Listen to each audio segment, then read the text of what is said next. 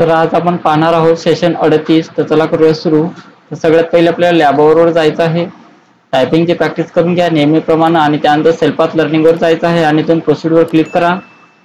प्रोसिडवर click केल्यानंतर बघा याच्यात एकच क्वेश्चन्स आहे. चालू करा. इथून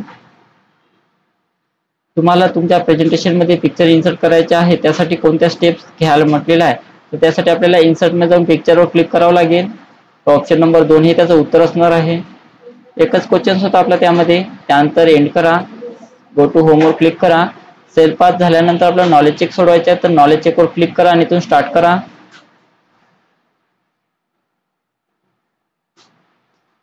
त्यानंतर नेक्स्ट बटनावर क्लिक करायचं आहे. त्याच्यामध्ये बघा 5 क्वेश्चन्स आहे.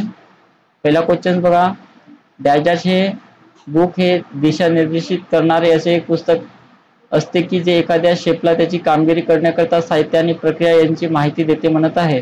तर त्याला आपण काय म्हटलं जाते बघा, तर रेसिपी म्हटल्या जाते. इमेज बदलण्यासाठी समाविष्ट असलेल्या पायऱ्या ओळखा म्हणत आहेत. इमेज बदलण्यासाठी कोणत्या पायऱ्या आपल्याला चेंज करायच्या आहे. तर त्यावर राईट क्लिक करा आणि चेंज पिक्चरवर क्लिक करायचं आहे. हे त्याचं उत्तर असणार आहे. त्यानंतर एखादे टेक्स्ट रिकलर करणे तुम्हाला डॅश डॅश पर्यायामुळे शक्य होते म्हणत आहे. तर रिकलर करण्यासाठी आपण फॉन्ट कलर मध्ये जाऊन ते चेंज करू शकतो शब्दाचा कलर. मेनू बारच्या कोणत्या टॅबमध्ये क्रॉप ऑप्शन असतो म्हणत आहे. तर मेनू बारच्या कोणत्या टॅबमध्ये क्रॉप ऑप्शन असते. तर ते फॉर्मॅट मध्ये असते. तुम्हाला मदत करू शकतील म्हणत आहे. ते कॅनवा आहे, फ्रीपिक आहे आणि त्यानंतर पॉवर पॉईंट आहे आणि त्यानंतर सेव्ह करा. तर अशा प्रकारे आपलं संपूर्ण सोडवणं झालेलं आहे. नॉलेज चेक आणि त्यानंतर एंड एक्झाम हे नाव टाका आणि त्यानंतर कन्फर्म बटनावर क्लिक करायचं आहे. नंतर आपल्याला गायडेड ऍक्टिव्हिटीवर सेल्फ सोडवायचं आहे. इथून स्टार्ट करा. त्यानंतर इथे नेक्स्ट बटनावर क्लिक करायचं आहे. याच्यातने सुद्धा 5 क्वेश्चन्स आहे. तर 5ही क्वेश्चन्स आपल्याला सोडवायचे आहे. तर इथून स्टार्ट करा.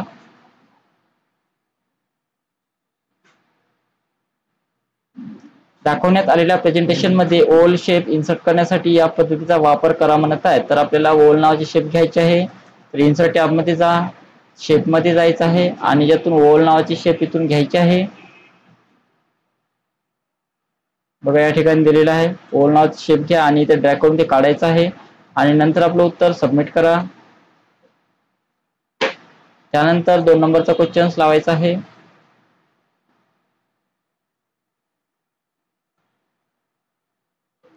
दिलेल्या प्रेझेंटेशन मध्ये स्लाइड नंबर 4 मध्ये जा.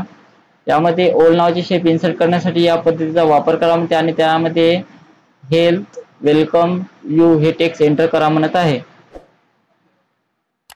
जे नाव आपल्याला टाकायचं आहे ते नाव मी कॉपी करून घेतो किंवा तुम्ही डायरेक्ट टाईप सुद्धा करू शकता. स्लाइड क्रमांक 4 मध्ये जाऊ आपण आणि त्यामध्ये आपल्याला ओव्हल नावाची शेप घ्यायची आहे. तर इन्सर्ट टॅब मध्ये जा, शेप मध्ये जायचं आहे आणि इथून ओव्हल नावाची शेप घ्या आणि इथे ड्रॅग करून ते काढायचे आहे. काढली आपण इथे या ठिकाणी आणि त्याच्यामध्ये आपल्याला कोणतं नाव टाईप करायचं आहे. हे नाव मी इथून कॉपी केलं होतं ते नाव याच्यातनी क्लिक करा आणि याच्यातनी ते नाव पेस्ट करायचं आहे अशा प्रकारे आणि नंतर आपलं उत्तर सबमिट करा. नेक्स्ट.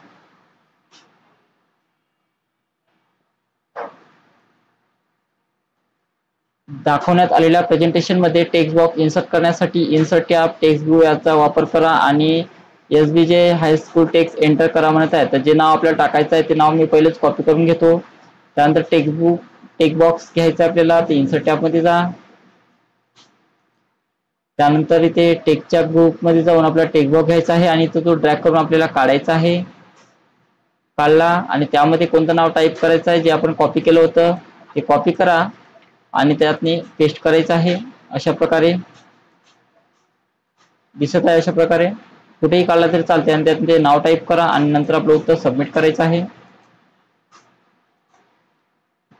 पुढचा क्वेश्चन बघा.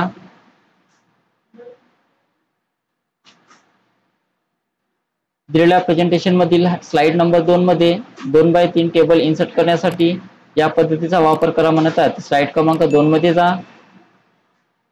2x3 टेबल इन्सर्ट करण्यासाठी या पद्धतीचा वापर करा म्हणत आहे. तर इन्सर्ट टॅब मध्ये जायचं आहे. त्यानंतर टेबल मध्ये जा. टेबल मध्ये गेल्यानंतर इन्सर्ट टेबल मध्ये जायचं आहे आणि 2x3 सांगितलेलं आहे. तर 2 कॉलम घ्यायचे आहे याच्यातनी आणि 3 रो सांगितलेले आहे. 2x3 टेबल घ्या. त्यानंतर ओके करायचं आहे. बघा इथे टेबल आलेला आहे आणि नंतर आपलं उत्तर सबमिट करा. ओके करायचं आहे आणि पुढचा क्वेश्चन लावा.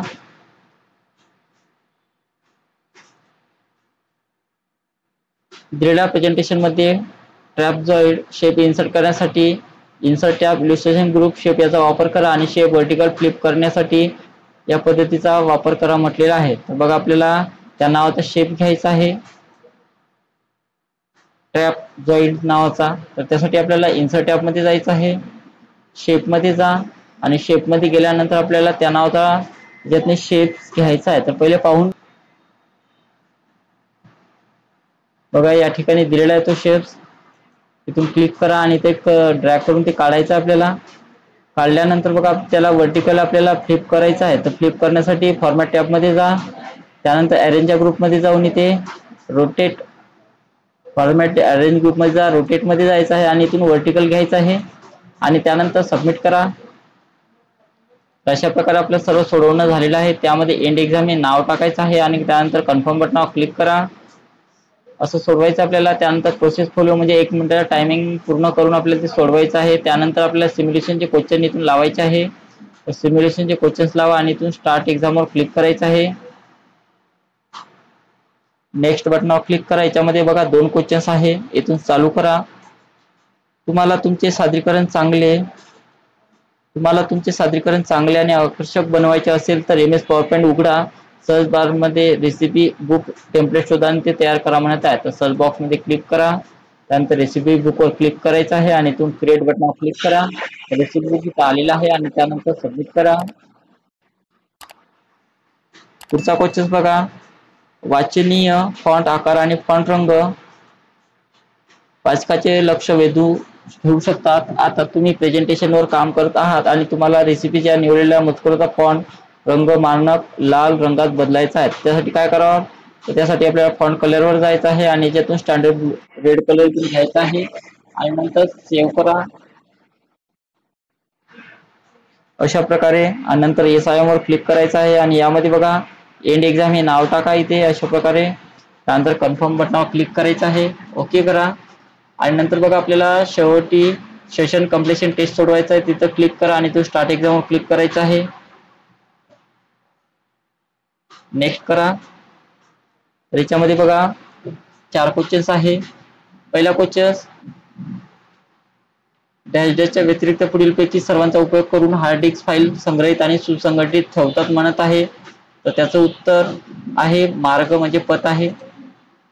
इंटरनल हार्ड डिस्कच्या बाबतीत पुढीलपैकी कोणती विधान बरोबर आहे म्हणत आहे.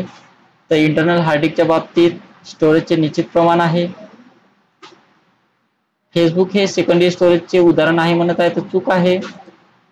मीडिया ही डेटा आणि प्रोग्राम्स धारण करणारी प्रत्यक्ष फिजिकल साधनं असतात म्हणत आहे, तर बरोबर आहे. अशा प्रकारे आपलं सेशन कम्प्लिशन टेस्ट पूर्ण झालेलं आहे. त्यामध्ये एंड एक्झाम हे नाव टाका आणि त्यानंतर कन्फर्म बटनावर क्लिक करायचं आहे.